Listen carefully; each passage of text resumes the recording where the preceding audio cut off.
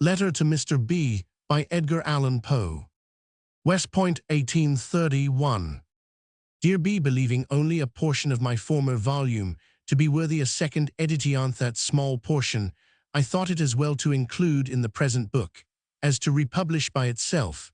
I have therefore herein combined Al-Araf and Tamerlane with other poems hitherto unprinted, nor have I hesitated to insert from the minor poems now omitted whole lines and even passages to the end, that being placed in a fairer light, and the trash shaken from them in which they were embedded, they may have some chance of being seen by posterity.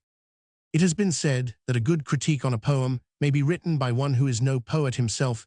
This, according to your idea and mine of poetry, I feel to be falseth less poetical the critic, the less just the critique, and the converse on this account. And because there are but few BS in the world, I would be as much ashamed of the world's good opinion, as proud of your own another than yourself might here observe. Shakespeare is in possession of the world's good opinion, and yet Shakespeare is the greatest of poets. It appears then that the world judge correctly. Why should you be ashamed of their favorable judgment? The difficulty lies in the interpretation of the word judgment or opinion. The opinion is the world's truly, but it may be called theirs, as a man would call a book his, having bought it. He did not write the book, but it is his. They did not originate the opinion, but it is theirs. A fool, for example, thinks Shakespeare a great poet. The fool has never read Shakespeare, but the fool's neighbor, who is a step higher on the Andes of the mind, whose head, that is to say his more exalted thought, is too far above the fool to be seen or understood, but whose feet, by which I mean his everyday actions, are sufficiently near to be discerned, and by means of which that superiority is ascertained, which but for them would never have been discovered. His neighbor asserts that Shakespeare is a great poet. The fool believes him, and it is henceforward his opinion. This neighbor's own opinion has in like manner been adopted from one above him, and so ascendingly to a few gifted individuals who kneel around the summit beholding face to face the master spirit who stands upon the pinnacle. You are aware of the great barrier in the path of an American writer. He is read, if at all, in preference to the combined and established wit of the world. I say established, for it is with literature, as with law or empire. An established name is an estate in tenure or a throne in possession. Besides, one might suppose that books like their authors improve by travel. There, having crossed the sea, is with us so great a distinction. Our antiquaries abandon time for distance. Our very fops glance from the binding to the bottom of the title page, where the mystic characters which spell London, Paris, or Genoa are precisely so many letters of recommendation. I mentioned just now a vulgar error as regards criticism. I think the notion that no poet can form a correct estimate of his own writings is another. I remarked before that in proportion to the poetical talent would be the justice of a critique upon poetry. Therefore a bad poet would, I grant, make a false critique, and his self-love would infallibly bias his little judgment in his favor. But a poet who is indeed a poet could not, I think, fail of making a just critique. Whatever should be deducted on the score of self-love might be replaced on account of his intimate acquaintance with the subject. In short, we have more instances of false criticism than of just where one's own writings are. The test, simply because we have more bad poets than good. There are, of course, many objections to what I say. Milton is a great example of the contrary, but his opinion with respect to the Paradise Regained is by no means fairly ascertained.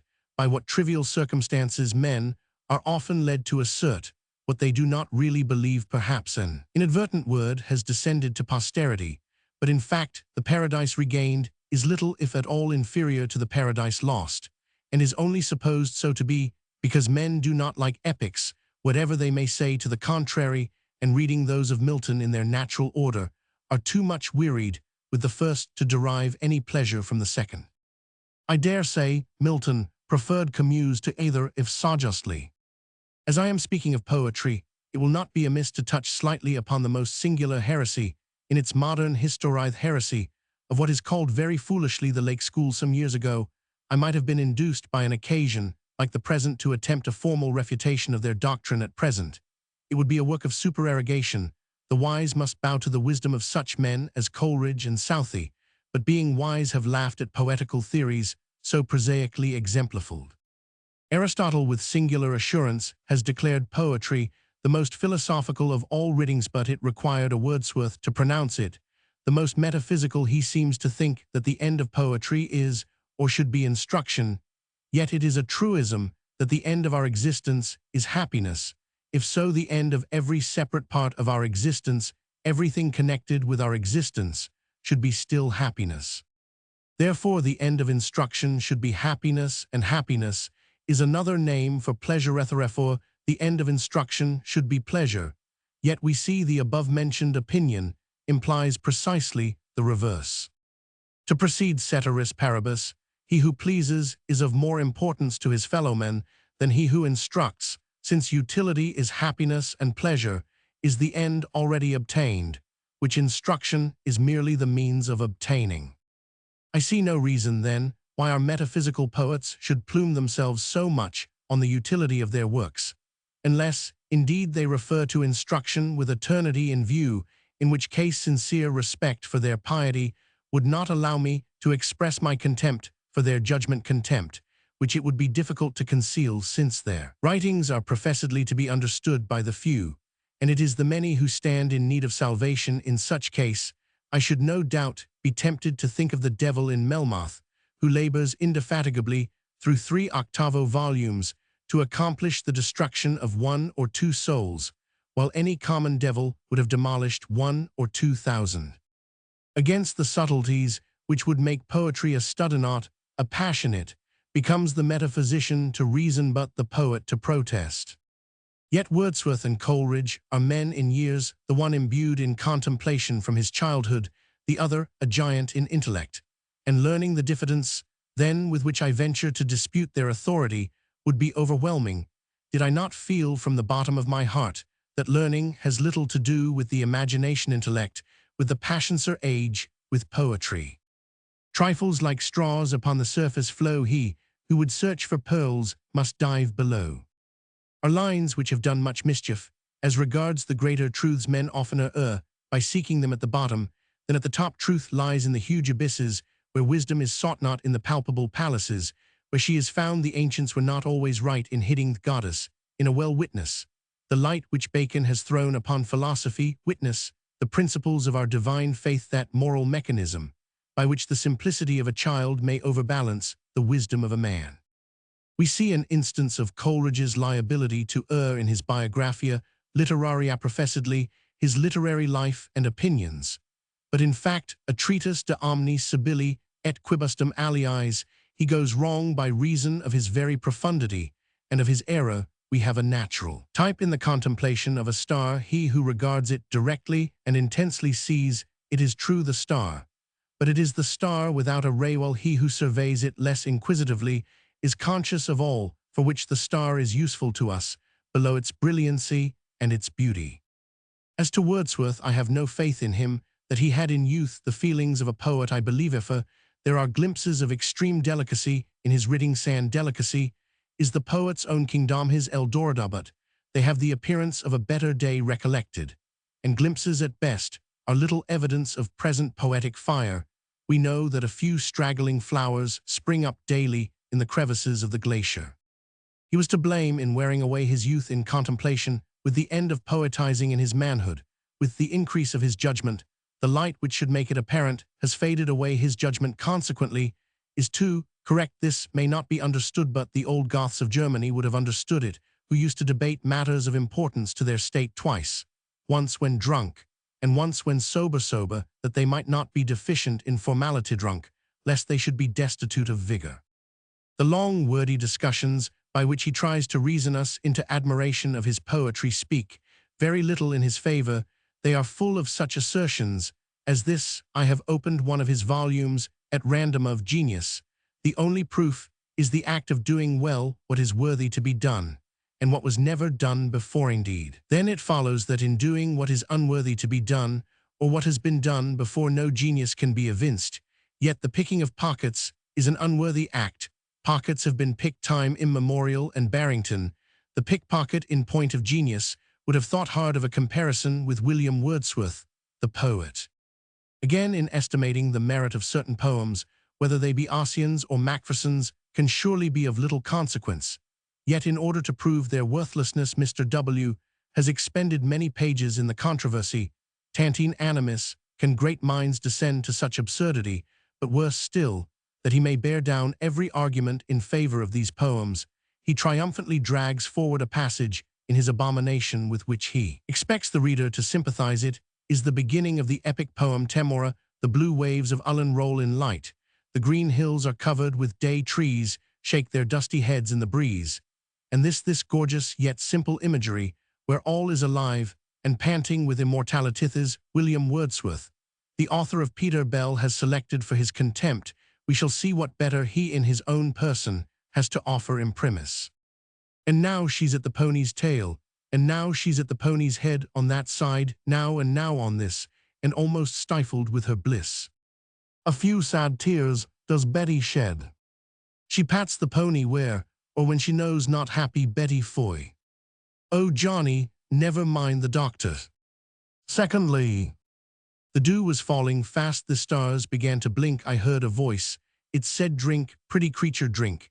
And looking o'er the hedge before me, I espied a snow-white mountain lamb with a maiden at its side. No other sheep was near, the lamb was all alone, and by a slender cord wastered to a stone. Now we have no doubt this is all true, we will believe it. Indeed, we will. Mr. W., is it sympathy for the sheep you wish to excite? I love a sheep from the bottom of my heart. But there are occasions, dear B., there are occasions when even Wordsworth is reasonable, even Stamboul, it is said, shall have an end, and the most unlucky blunders must come to a conclusion. Here is an extract from his preface.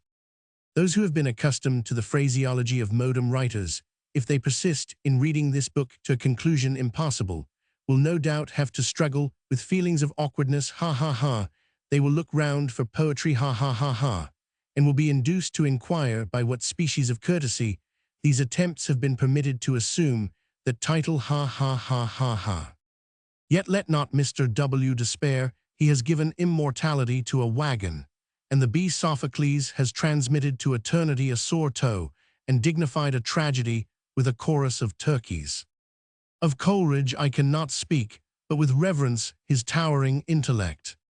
His gigantic power, to use an author quoted by himself, "I trouve souvent que la plupart des sectes ont raison dans une bonne partie de sequels avancent mais non par en sequels nient," and to employ his own language, he has imprisoned his own conceptions by the barrier he has erected against those of others. It is lamentable to think that such a mind should be buried in metaphysics, and like the Nicterns waste its perfume upon the night alone. In reading that man's poetry I tremble like one who stands upon a volcano, conscious from the very darkness bursting from the crater of the fire, and the light that are weltering below. What is poetry? Poetry, that Proteus-like idea with as many appellations as the nine-titled Coursera. Give me, I demanded of a scholar some time ago, give me a definition of poetry, tres volontiers. And he proceeded to his library, brought me a Dr. Johnson, and overwhelmed me with a definition shade of the immortal Shakespeare. I imagined to myself the scowl of your spiritual eye upon the profanity of that scurrilous Ursa Major. Think of poetry, dear B, think of poetry, and then think of Dr. Samuel Johnson, think of all that is airy and fairy-like, and then of all that is hideous and unwieldy, think of his huge bulk, the elephant and Thenand. Then think of the tempest, Midsummer Night's Dream, Prospero Obernan, Titania. A poem, in my opinion, is opposed to a work of science by having for its immediate object pleasure, not truth, to romance, by having for its object an indefinite, instead of a definite pleasure, being a poem only so far as this object is attained, romance, presenting perceptible images with definite poetry, with indefinite sensations, to which end music is an essential, since the comprehension of sweet sound is our most indefinite conception. Music, when combined with a pleasurable idea, is poetry. Music without the idea is simply music. The idea without the music is prose, from its very definitiveness. What was meant by the invective against him who had no music in his soul? To sum up this long rigmarole, I have, dear B, what you no doubt perceive for the metaphysical poets. As poets, the most sovereign contempt that they have followers proves nothing.